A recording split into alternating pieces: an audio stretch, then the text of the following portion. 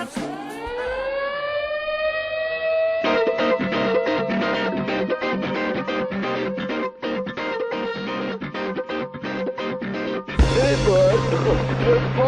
it's time for Toker Talk Radio, the voice of the marijuana nation. What are you people? On dope? Where you can toke. I inhale frequently. Or you can talk. I experimented with marijuana and didn't inhale. Or you can toke and talk. 10 federal criminal penalties for possession of up to 1 ounce of marijuana. While we talk about toke on Toker Talk Radio. So, by the way, when it comes to pot, you know, if you're 40 years old, you live in a log cabin in Oregon, you got 12 giant pot plants in your backyard, have a ball. Live from beautiful Portland, Oregon at Rolla J Studios. Hey, this is great. Just not cannabis. Plus your calls live at 971-533-7111. They're walking on their pants with their cap on backwards, listening to Enema Man and Snoopy Poop Dog. What's to keep somebody from getting all potted up on weed and then getting behind the wheel? Gateway theory doesn't work. It's a reality. Holland, is it real? Don't tease me. We're locking up people that take a couple of puffs of marijuana, and the next thing you know, they got 10 years. And now, here's your host, the guru of ganja graphics, the sultan of sativa statistics, and the worst nightmare of a reefer mad prohibitionist. A polite, perspicacious, productive pothead with a propensity for PowerPoint. Radical Russ Belville.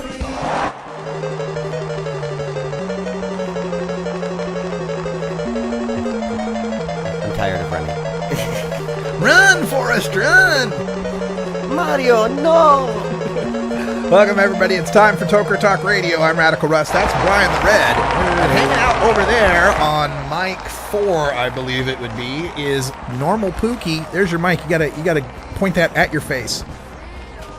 Well, the headset that I wear at home has the mic attached. What's that? The headset that I wear at home has the mic attached. I see. So bring that even a little closer there. How's that? Have I got the right mic? Tap on that thing, will you? That's the right one. As we say in the business, eat the mic. There you go. But thanks for being here in the studio. I've never heard it put quite that way before. Well, no, glad to have you here. Thanks for being here. We've also got a caller on the line. Let's go to our caller from 816 area code. You're on the air with Toker Talk Radio. What's up? Hi, guys. Hi, Russ. And Red and Pookie. Is that right? Did I get that right? Yep.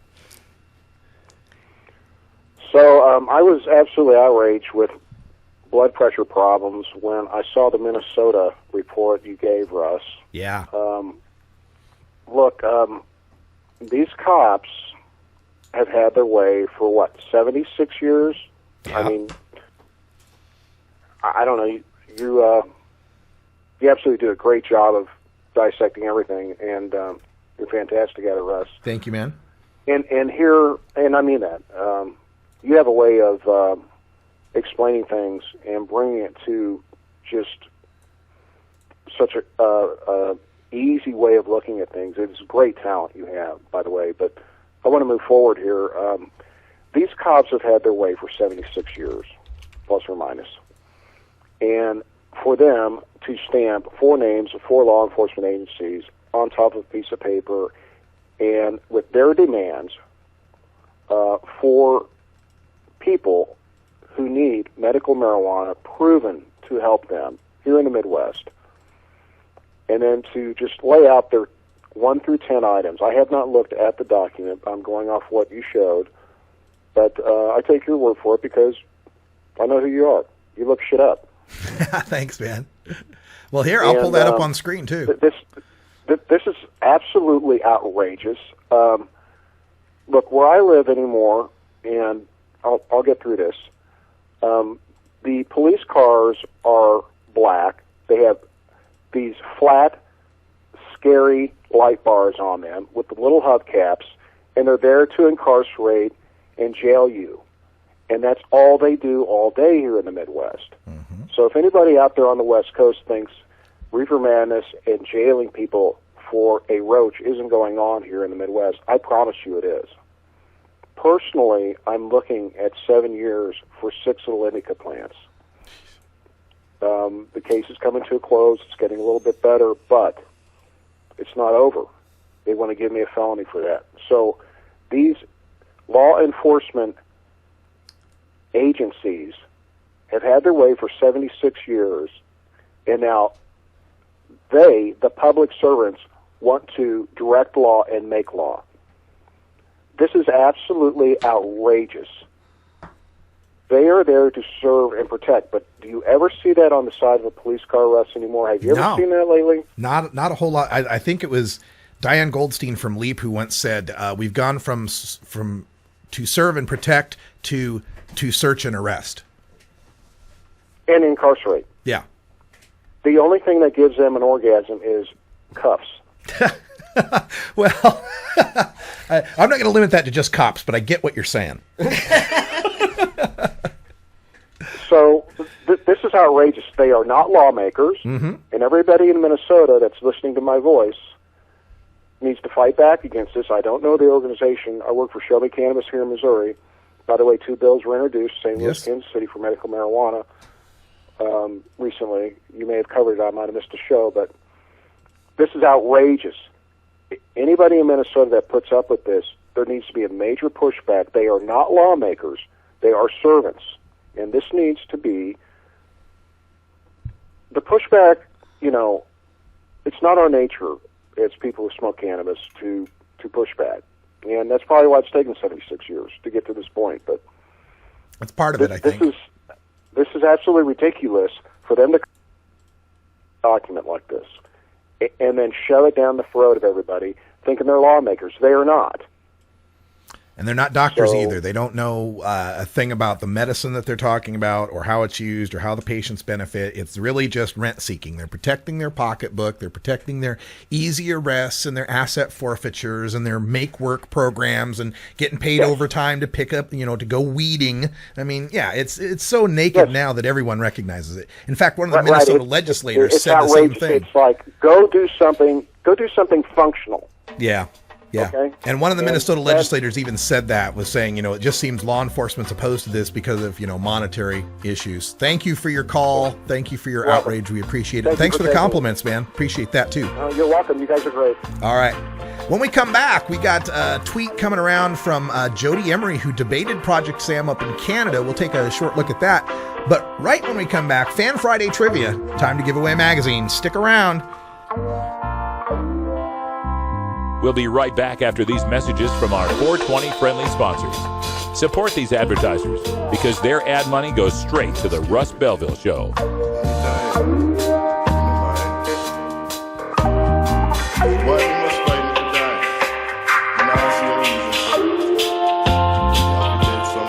You're tuned into the Russ Belville Show, the voice of the marijuana nation.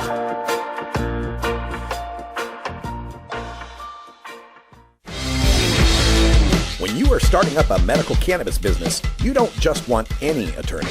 You want a fired-up lawyer who understands the needs of cannabis consumers. The law office of Lauren Vasquez is your fired-up lawyer for the cannabis industry. Lauren Vasquez knows the details of California marijuana law from both a personal and professional angle.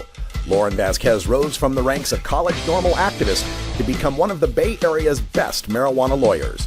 Visit her website, fireduplawyer.com, or call 1-855-MMJ-LAWS for more information.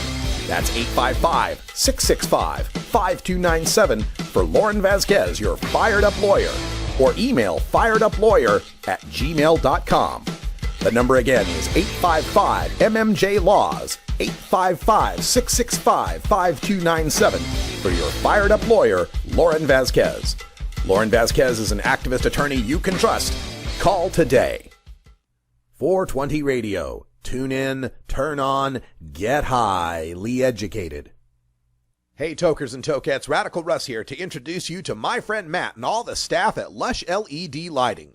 Growing plants indoors can be a rewarding hobby, but electricity bills can go through the roof. Then you have to cool down all those big hot lights. It can drive a grower insane. With Lush LED Lighting, you can solve many of these issues and double your rewards. If you thought LEDs were meet the tech of today, Matt and his scientists have developed the perfect light for flowering plants with far less cost and heat. And the results? Let's just say I appear at a lot of events with the masters of indoor horticulture, and the harvests I saw from Lush LED lighting were big, tight, sticky, and very effective.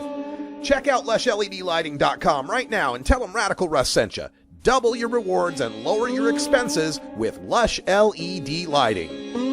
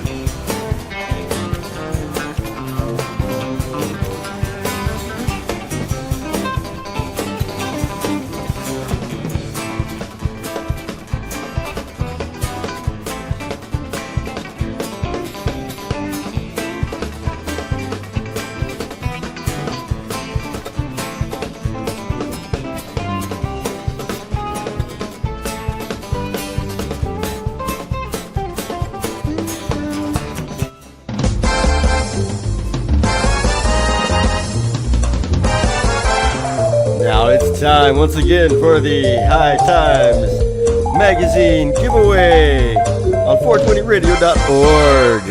Yeah, there we go, man. All right.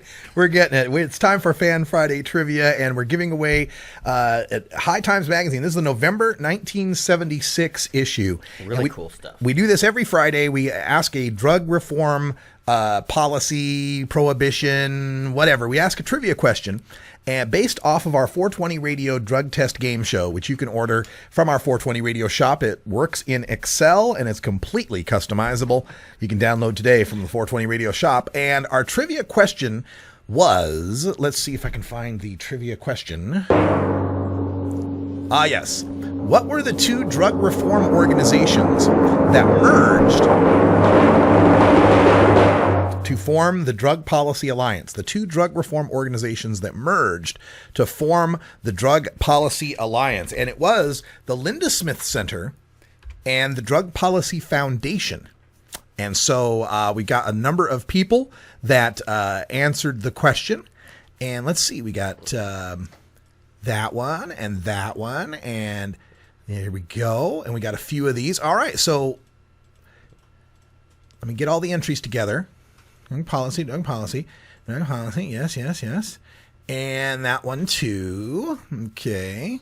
And oh wow, we got another one there. All right. And this one must have been easily Googleable. I guess it was. All right, so we got 8 entries that had the right answer. 8 entries with the right answer. Out of how many? Out of more than 8. Okay. Trying to keep that secret to provide the illusion that thousands of people entered. Okay. So, 8 correct entries.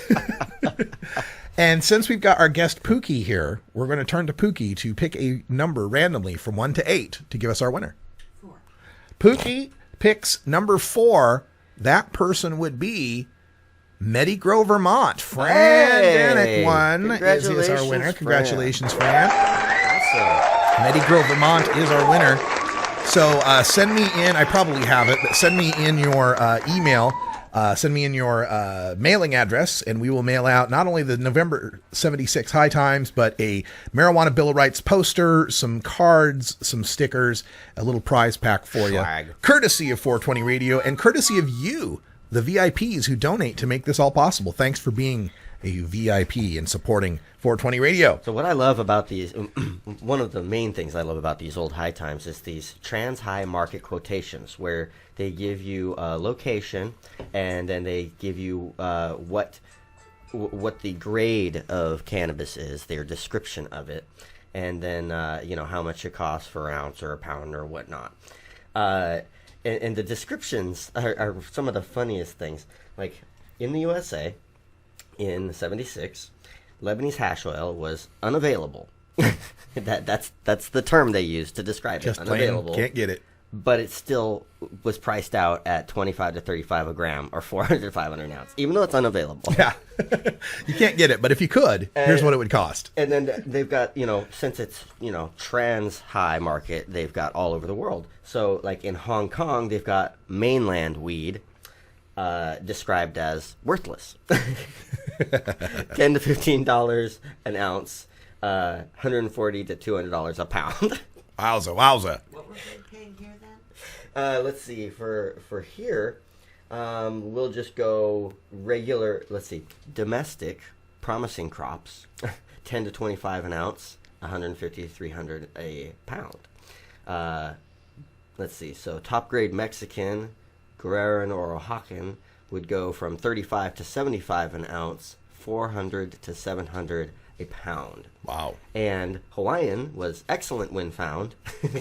Sure was. And was in the range of $200 to $250 an ounce and $2,000 to $2,500 a pound. Wowza. Those are the good old days. That's what I remember. All right, so let's move on here to some video that we got a link sent into us from our chat room of our good friend Jodie Emery apparently debating up there in Canada because the conservatives now in Canada are talking about marijuana decriminalization. This became a big story on the Global News. So this is from the Global News website. Peter MacKay, the Justice Minister, will be speaking first, and then it's Jodie Emery versus Canada's Project Sam. They got a chapter up there. So let's take a look at a little bit of this before we head off to our 20 after break. It is very much in line with what the chiefs of police have proposed, and that is giving police further discretion or optionality when it comes to the treatment of small amounts of marijuana.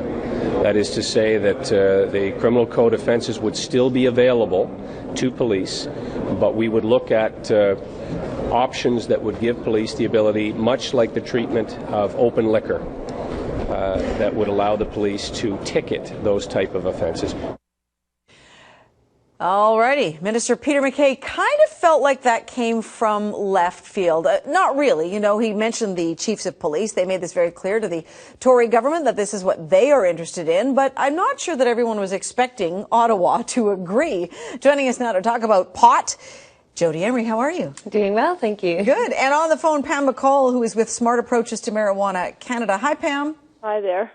Jodie, in your opinion, does this signal a major shift by the Conservative government, or are they simply falling in line what they figure is becoming the more common thought about marijuana? I think they're taking the smallest possible step that they can based on the pressure that exists, not only from the Canadian public, which a majority wants legalization, but also from the rest of the world. We have Colorado, Washington with legalization, there's 20 states with decrim, there's 19 or so with medical. I mean, the momentum is definitely on the side of law reform, but the Conservative government of Canada has always been very much against that.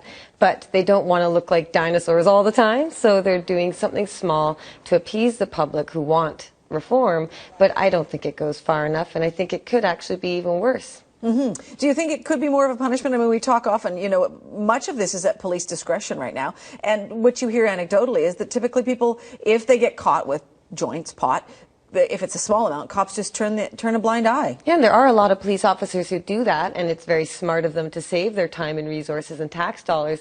But a lot of cops will go with the full extent of the law, and they can still charge you with possession. Here in British Columbia, we've seen possession charges doubling over the last number of years. So it's not something that isn't happening. A lot of lives are still being destroyed by simple possession arrests.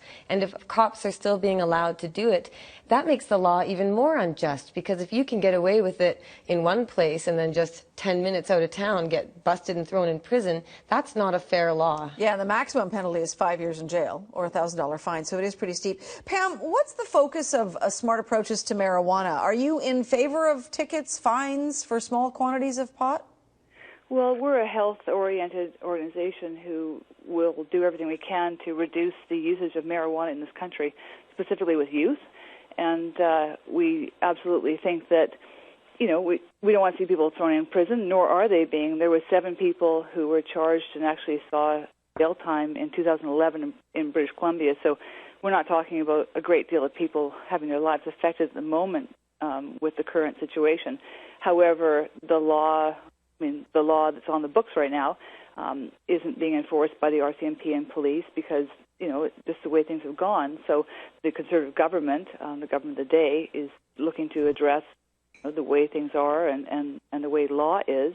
And I think they're being very progressive, and I think it's a good step in the right direction. So, well, sorry to cut you off there. Not really. Yes, the smart approaches to marijuana in Canada is to only ruin 7 people's lives. Yeah. There's only 7. Only 7 people are doing any time in British Columbia. Yeah. So it's worth it. It's only 7 people. Yeah, don't worry. Hey, it's 420 in British Columbia. Let's show Pam McCall what we think of her. We'll be right back. If he said he swam to China, he would sell you South Carolina. Then you know you're talking to that reefer man. I'm Radical Russ Belville, and I want to thank you for listening to 420 Radio. We couldn't survive without you and our sponsors, and I'd like you to check out one of our prime sponsors, the National Cannabis Coalition. I've been working with NCC since June of 2012, and I'm proud to be part of the team they have assembled. National Cannabis Coalition is building the partnerships with reformers, lawmakers, and industry we need to be successful. Visit the National Cannabis Coalition website at nationalcannabiscoalition.com or the easier-to-remember ncc420.com. That's where you'll get the exclusive first look at my radical rants, as well as informative articles from the nation's top cannabis pundits. Visit ncc420.com today, and if you have your phone handy, text Russ to 420-420 to support NCC and 420 Radio. It's a free text message that helps us help you end adult marijuana prohibition. Learn more at ncc420.com, and thanks for supporting independent marijuana legalization public radio.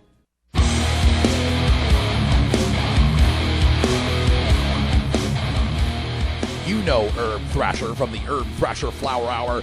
Now get ready for Herb Age Designs for the proud cannabis consumer. Herb Age Designs, lifestyle gear for the 420 friendly. Herb Age Designs, home of the famous lighter leash. Herb Age Designs, get your Herb Age t-shirts and hoodies and show your pride. Herb Age Designs, we've got Frisbee golf discs and durable hemp gear. Herb Age Designs, we've got shot glasses, drinking glasses, coffee mugs, and beer cozies. Check us out on Facebook and online at herbagedesigns.com. And follow Herb Age and Herb Thrasher on Twitter. We'll see you at this year's Hemp Fest. Crank it up.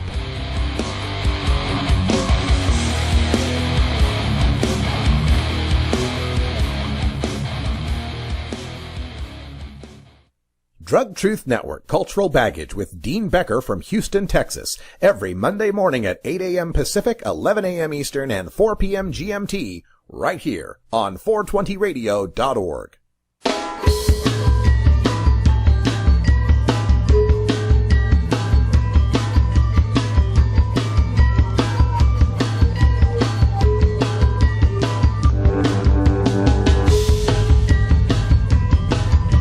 Welcome back, everybody. 23 after the hour here, live from Rolla J Studios in beautiful Portland, Oregon. You're listening to Toker Talk Radio on 420radio.org. We got our friend Pookie here, originally from Ohio, now living in Washington State. Actually, I'm originally from South Bend, Indiana. Originally from South Bend, Indiana, then Ohio, then Washington State. Another red state refugee, another Underground Railroad rider. So, how do you like it up here in the Pacific Northwest? I love it. What's not to love? There is nothing east. Yeah. The green and of all kinds. I mean, the just driving down here from Washington today, I'm looking at that everything is greening up for the spring, and it was just beautiful. Mm-hmm. And one of my favorite things in the world is driving down I-5 in the low fly lane. Uh-huh. I get you. It's beautiful. Well, you know what I like is the dinosaur plants. I like that we have ferns. Yes. We have plants that have not changed for 300 million years. That's true. That's true. Pretty it's badass. Gorgeous. They are the sharks of plants. We have multiple kinds of ferns, too. Yeah. You know, I went to outdoor school. I got extra credit for learning the Latin name of a sword fern. It is? Polystichum minutum. Well, sure it is. Of course it is. Okay. So it's a beautiful place to be, and it's you were talking to me earlier today about how, you know, your access to cannabis here has helped you get off prescriptions. Oh, absolutely. I actually, what I was telling you, when I first started listening to Normal Show Live way back when, I was a Prozac housewife. Things have changed. Mommy's little helper. Yeah. Mommy's little blinders. Uh-huh. And now, no Prozac.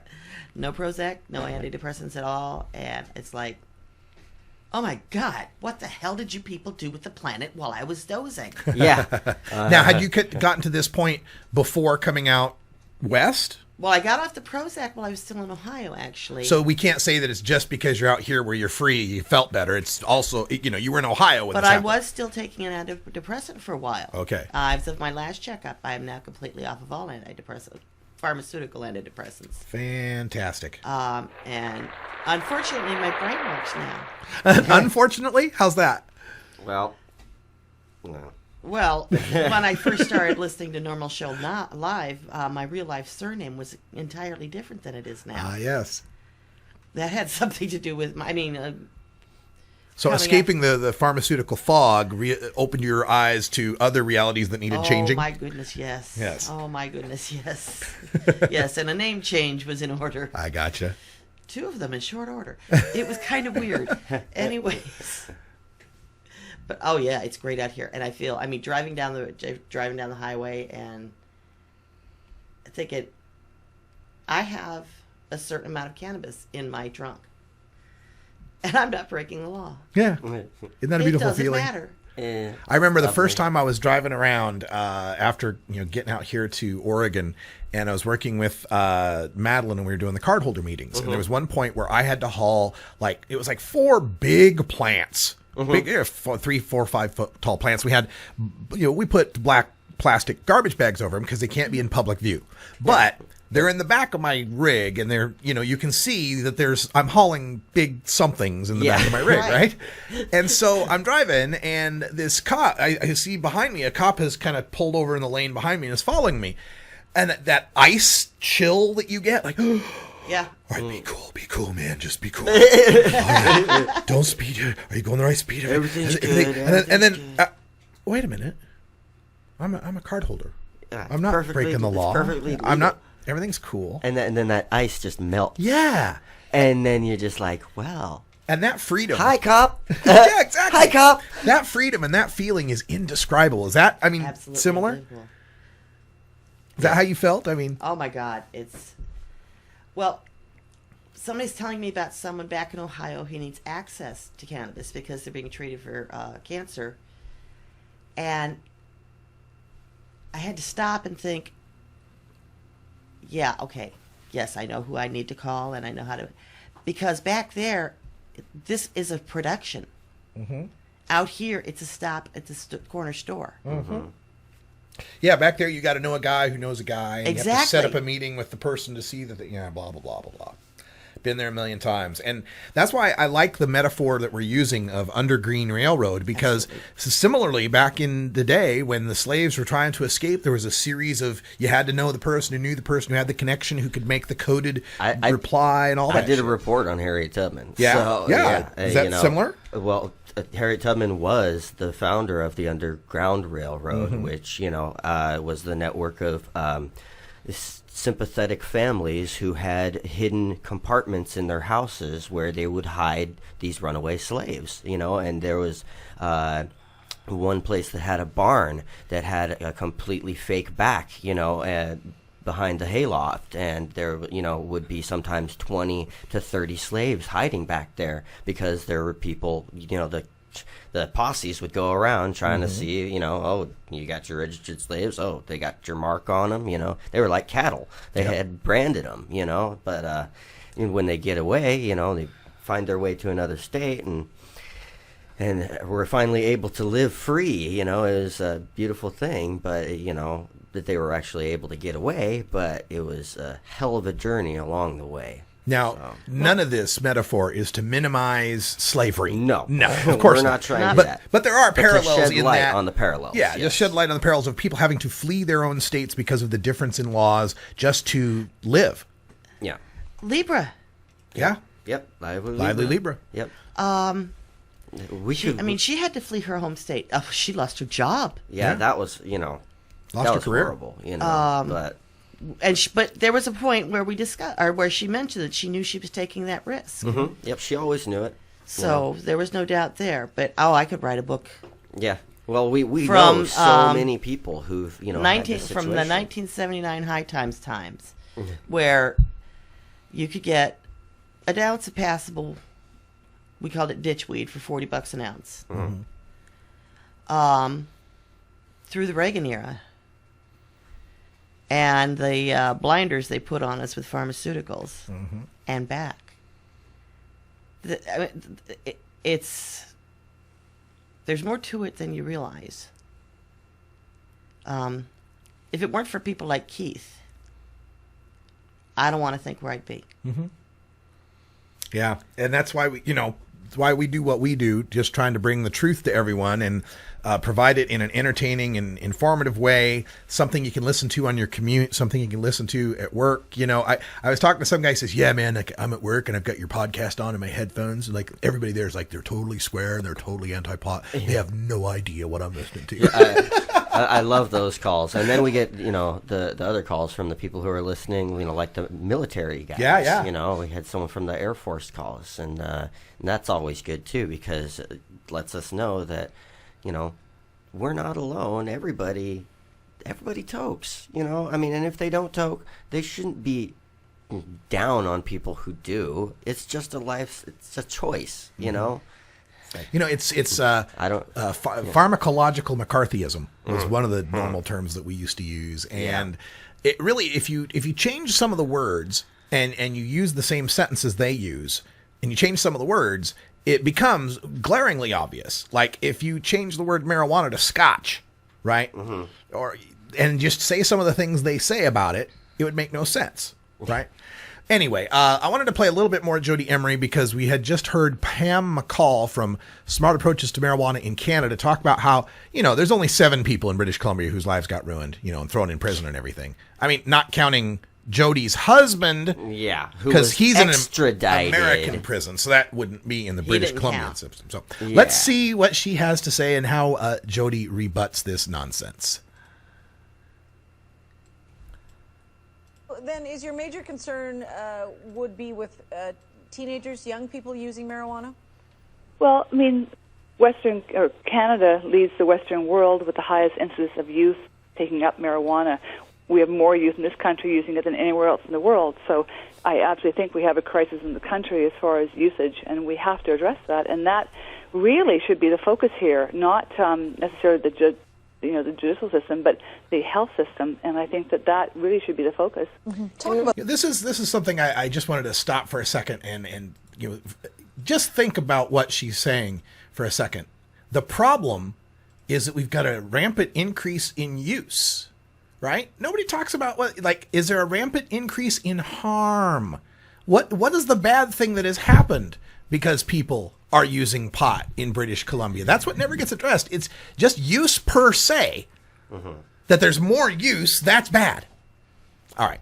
Just wanted to add that. Jodie? Well, when it comes to young people and marijuana, we know from decades of evidence that places with looser marijuana laws have lower usages amongst young people. In Amsterdam, for example, where it's kind of decrim but considered legalized, and in Portugal, where it's been legalized for over a decade, youth rates go down. And in states where medical marijuana has been made legal, the rates go down as well. We know that when the... It's not true, but yeah, it's not. I encourage people to use Google, and they can go and find all the information out there. They don't need to trust me, but it's proven that young people suffer far worse from the penalties of pot prohibition than they do from marijuana use itself. And if there are young people... But are you at all worried? I mean, you don't have kids. If you were the mom of a teenager, 13, 14, 15, would you be concerned about them smoking pot? I'm sure moms are concerned about their kids driving, about going to the park at night. Would you be concerned about a teenager, 13-year-old smoking pot? Probably, but not nearly as concerned as I would be about alcohol out there. Alcohol, which subjects young women to rape and sexual assault every single night. And it's true, that is indisputable,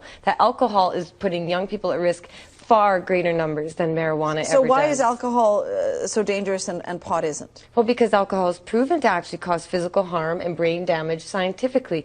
Marijuana... Studies show that marijuana that on it may. children's brains. Well, young actually, teens. children are going to Colorado in droves to find relief from their seizures and epilepsy through marijuana use. You really have that backwards. You really do. All the science that we have shows that anybody under the age of 18 exposed to marijuana has a definite exposure to reduction of cognitive ability permanently for the rest of their lives. That is the risk here. That is the situation, and Canadians don't know that fact. Well, And millions of science. Canadians use marijuana for decades, and they're not all going insane. There are millions of Nobody Canadians said right now everybody using was marijuana. going insane. We're saying children who use marijuana are definitely at risk of having a cognitive disability, and that is absolutely science and truth. All right, now let's just apply some logic here as well, okay? We can talk about how false that is and how ginned up the statistics are and how they've been debunked, numerous times as showing more of a relation to socioeconomic factors, but that's not even necessary. Let's take her at her word. Let's suppose that kids smoking pot suffer a permanent cognitive decline of some sort. Okay, then why wouldn't we endorse carding them? Why wouldn't we endorse putting the weed, taking it off the streets and out of the hands of teenage dealers and putting it behind adults-only stores where they check ID for age 21? If pot really is so bad for the kids, why are you letting kids run the market? You smoke trees till you get what you need now. Designer drugs and minted smokes to get through the day. You always get them so high. We'll be right back after these messages from our 420 friendly sponsors. Support these advertisers because their ad money goes straight to the Russ Belville Show. You're tuned into the Russ Belville Show, the voice of the marijuana nation.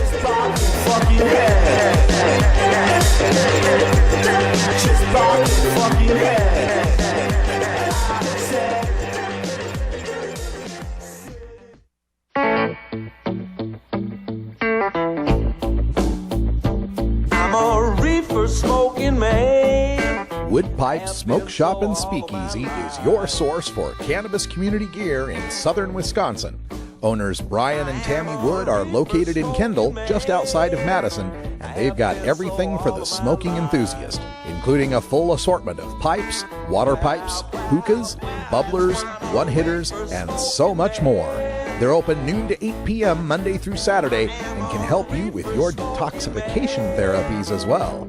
Call 608-466-7473 or email woodpipes@yahoo.com for more information. That's 608-466-7473 or email woodpipes@yahoo.com. And as always, go pack go.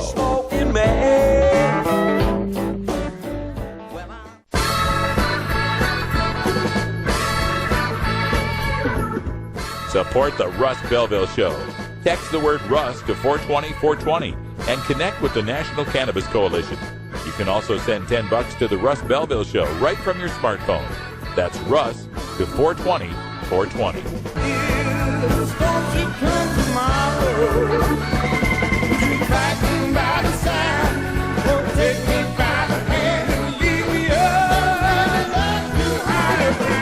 You're listening to Radical Russ on the Russ Belville Show.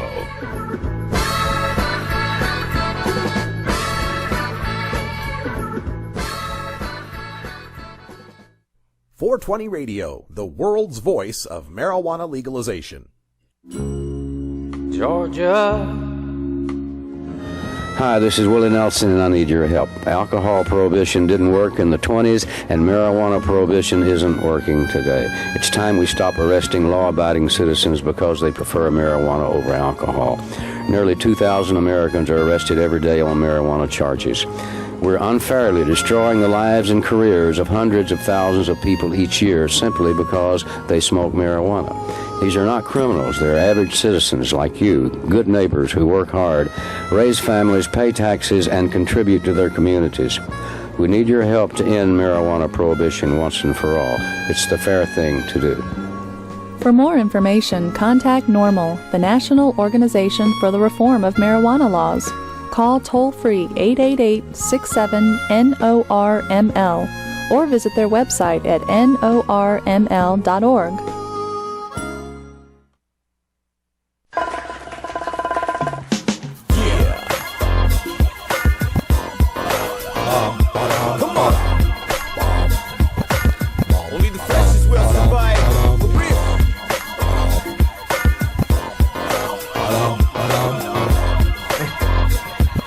All right. That's music from the Dirtball. That's We Bad. We I'll Bad. tell you, the Dirtball is the only rapper on the planet that I like every song he's ever done. I can't say that about Tupac. I can't say that about Biggie. I can't say that about even Digital Underground, who I love. Love the Dirtball, man. Much respect. All right, welcome back. It's Toker Talk Radio. I'm Radical Russ. That's Brian the Red. And hanging out over there on camera 6, refusing to bob her effing head, is Pookie. Hi, Pookie. There you go. There's a little bob. That's good. That's good. There you go. Hey, speaking of bob your effing head, the name of the band that does that song is called The Chain Gang of 1974. And I believe, was it yesterday? They played in Eugene or something like that. I tweeted it. I forget exactly where, but I or maybe it was here in Portland. I don't know. Anyway, but I tweeted it out. You can follow them on Twitter at The Chain Gang of 1974, 1974, right? The Chain Gang of 1974. Love their music. And the sample from that that you hear is from the old 1, 2, 3, 4, 5, 6, 7, 8, 9, 10, 11, 12. You remember that from Electric Company? Yeah, it's just me, man. All right. I remember. You remember Electric Company? I just Easy Reader? Hell yeah. I remember when Sesame Street was new. I'm serious. I believe you. I believe you. No doubt about it. You're the new kid on the block of Sesame Street. Beautiful thing. So it is. It's Ginger Day here at Toker Talk Radio. I want to thank all my gingers for being in a room. That was funny because the Cartman Ginger episode was just on South Park. I just freaking love that one. Cracks me up. Wait, now hold on. Which one? Because there's a couple. It was the one that came up right after the kid. He said, "Gingers have souls." Remember that video? No, they don't. The YouTube video. I remember the video. Yeah, so it was South Park did an episode right after that where Cartman they broke in and they lightened Cartman's skin and made him a ginger. Yeah, they used henna tattoo to make him think he had freckles and crap, beautiful. and they bleached his hair. And, I loved it. Yeah, yeah, and then he's like, "Oh, we have to kill all the non-gingers," and he rallies all the gingers, and then his buddies say, "You're not really a ginger." And he was like, yeah, we should get along with the nuns. Everybody just kind of get along. Let's get along. All right, let's get some more Jodie Emery here, kicking ass and taking names. Oh, she does kick ass. They will face for the rest of their lives. Well, then we better get all the young people out of sports immediately. And I encourage Sam to get young people out of football where brain damage is being caused on our schoolyards every day. If you're talking about protecting our children, if your argument is that we want to protect the children and we want to protect them from harm, we need to protect them from things that are harmful on a much bigger scale than marijuana use. Right now, marijuana use is not a crisis. There are many crises going on. 1 in 6 children using marijuana in this country will become addicted to it. Addiction does not exist for marijuana, and that's been proven. And even if people do have problems with addictive behavior, that is completely not true. Even if young people do use marijuana, some of them are addicted to video games. You have no basis of fact of anything you've just said.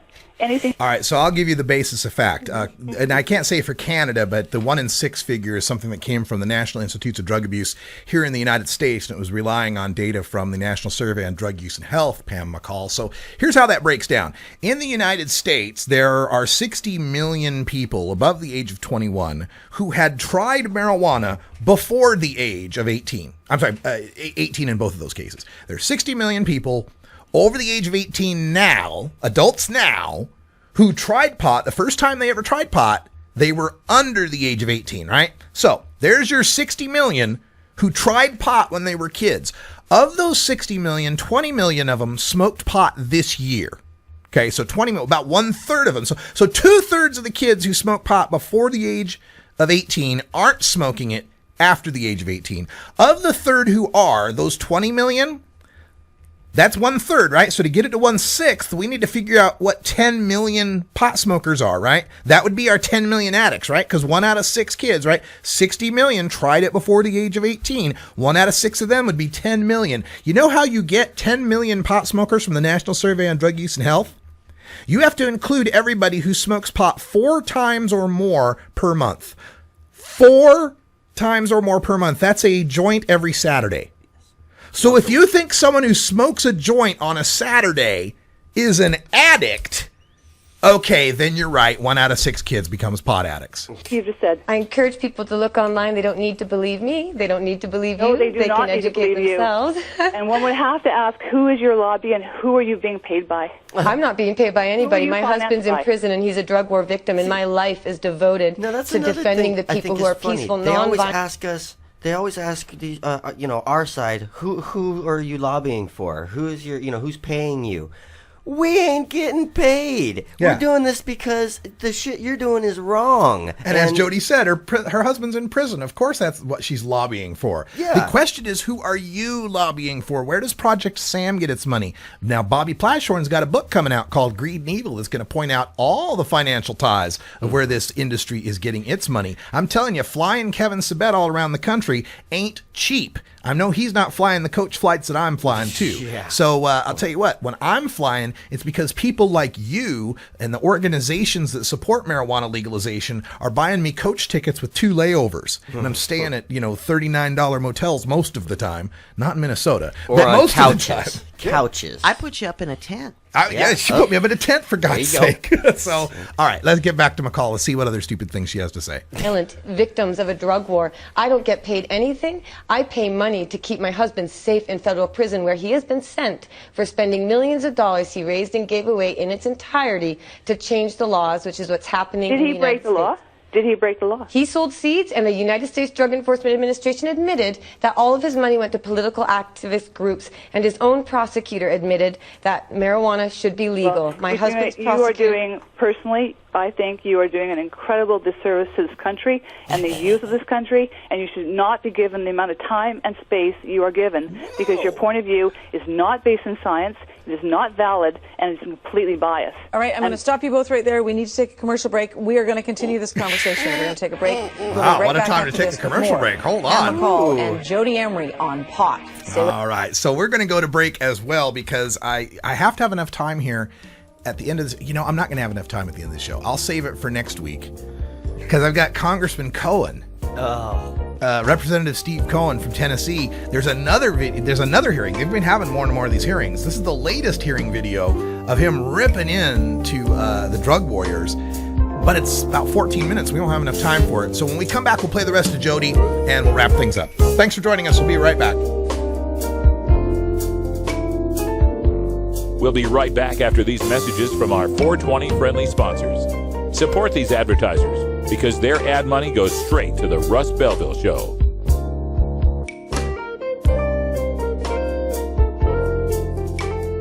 You're tuned into the Russ Belville Show, the voice of the marijuana nation.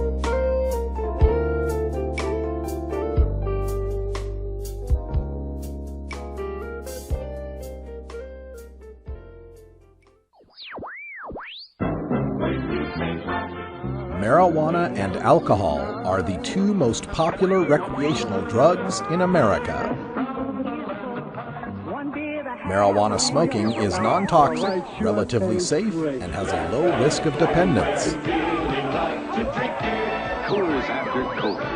Alcohol drinking is potentially fatal, dangerous to society, and is quite addictive.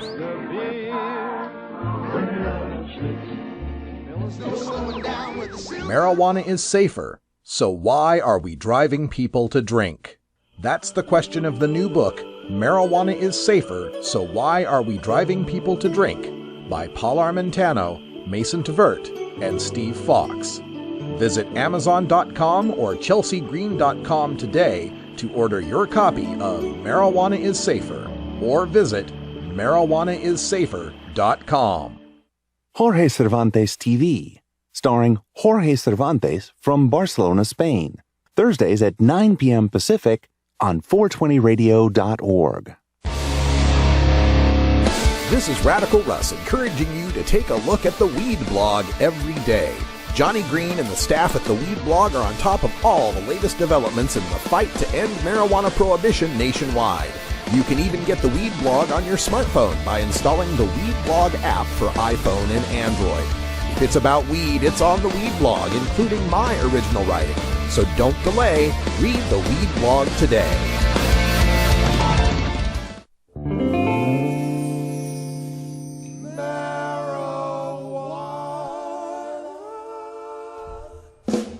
That's right. That's why we're here. Marijuana. Welcome to Toker Talk Radio, live and direct from beautiful Potland, Oregon, here in Rolla J Studios. We're hanging out with Brian the Red, and Pookie is here, another Red State refugee. Glad to have you here. Glad to be here. We're listening to Jodie Emery debate McCall was her name? Yes, Pamela McCall from Smart Approaches to Marijuana in Canada. And she just finished saying that Jodie Emery is doing Canada a disservice. And that she does not deserve the time and space that she's been allowed. Yeah. On the network there. Yes. Which, sorry, who actually showed up and who called in? Well, here the other thing too is, it's so I guess, debating the issues with someone who disagrees with you is anathema to Canadian politics, apparently. Apparently having contrary points of view is doing a disservice to Canada. And that sounds about right from a prohibitionist. That sounds about right for their support of democracy. Yeah. All right. Let's listen in on a little bit more, shall we? Back from commercial. Welcome back. We're continuing our conversation with Pam McCall, who is with Smart Approaches to Marijuana. She is on the phone from the Gulf Islands, and Jodie Emery, who's a marijuana activist, in studio. And ladies, you clearly have differing viewpoints on this. I want to ask you this, Jodie. People who smoke marijuana and smoke it regularly talk about it not being addictive. How is that possible? Because for people who watch others smoking it, it certainly seems addictive. Well, we have to talk about what addiction really means. I mean, coffee, that's something a lot of people are addicted to. Sincerely, they wake up in the morning and they say, I cannot function without coffee. That's an addiction. Cigarette smokers also addicted. But video games, is that addiction to video games, or is that just habitual use? So there's a difference between addiction and habitual use. Addiction, I think we can loosely define it as something you do repeatedly that causes you harm to your daily life. Now, marijuana users who use it regularly and don't suffer any ill side effects from that, maybe they're addicted in that they use it every day, but they're not addicted in that they will suffer without it. My husband, Mark Emery, well known for taking gigantic bong hits and smoking big joints, went into federal prison and never felt 1 second of withdrawal. The only thing he misses is fresh food and freedom. But when it comes to marijuana, anyone who says they're addicted may have tendencies of being addicted to anything else out there. They might have been addicted to alcohol or painkillers. They might have, but that doesn't erase the fact that they may well be addicted to marijuana, and it alters behavior. So let's say, well, marijuana doesn't really alter behavior. It may make you slow down and think about things from a different perspective. There are also a lot of researchers out there, and this is evidence, don't take my word for it, look it up, a lot of evidence out there showing that people addicted to hard drugs and opiates and pharmaceutical painkillers are getting off of those addictive drugs and heroin and cocaine by using marijuana. So marijuana has actually been proven, type in the words, gateway out of drugs. Marijuana is being used by researchers to help people. Perhaps some others might call it harm reduction. Pam, I want to bring you back into the conversation. Give us your viewpoint on marijuana and addiction.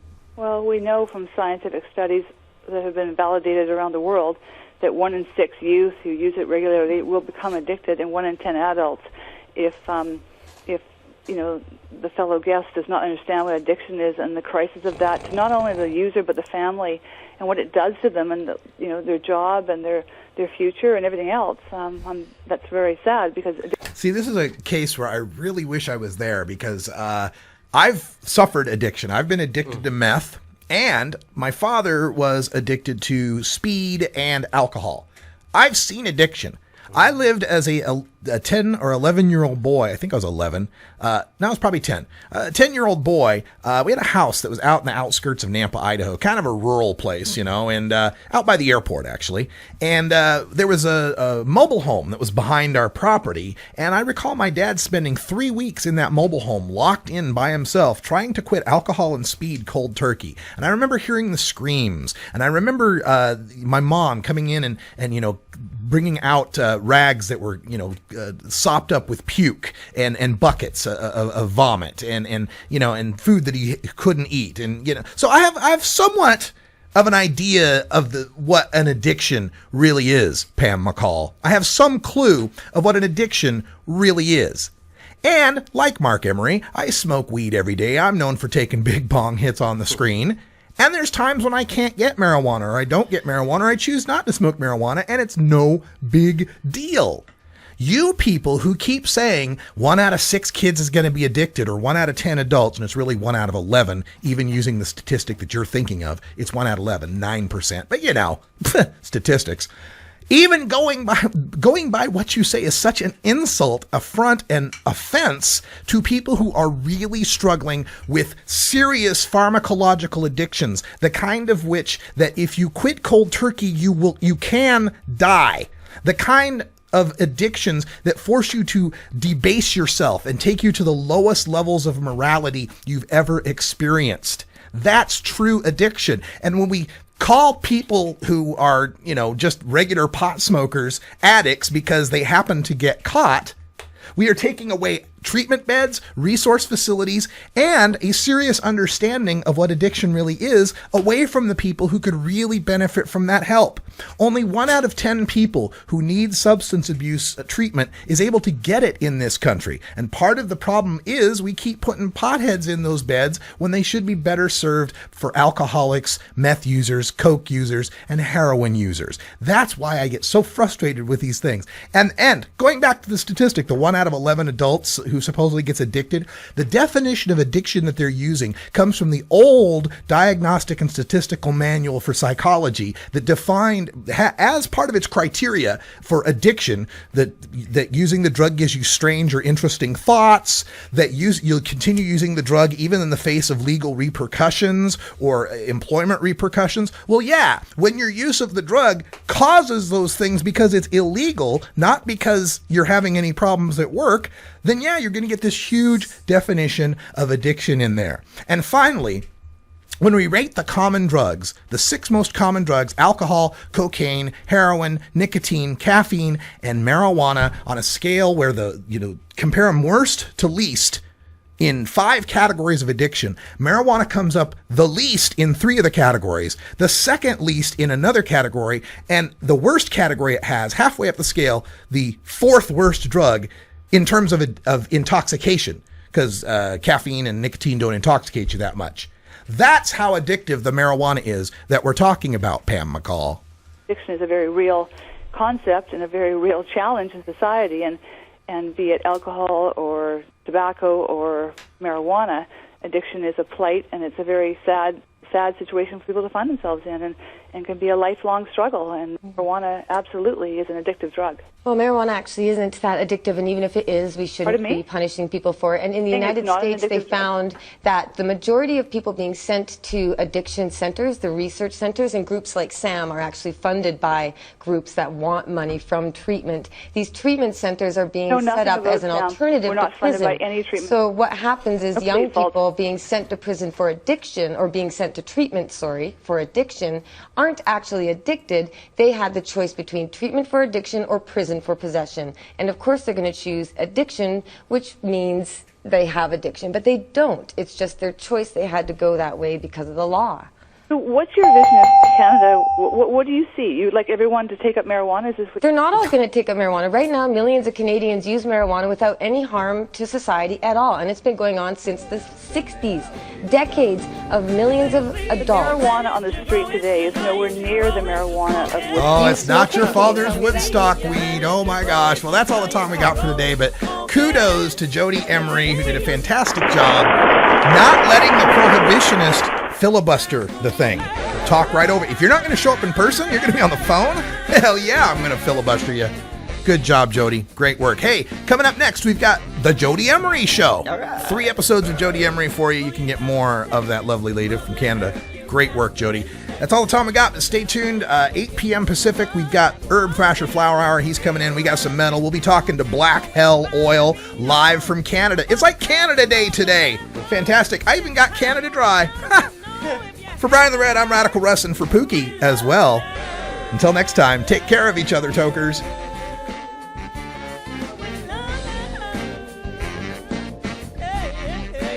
This is the Russ Belville Show. The Russ Belville Show is blogging and podcasting daily at radicalruss.com. You plant it, you grow it, you dry it, you roll it, you smoke it. You take a seed, you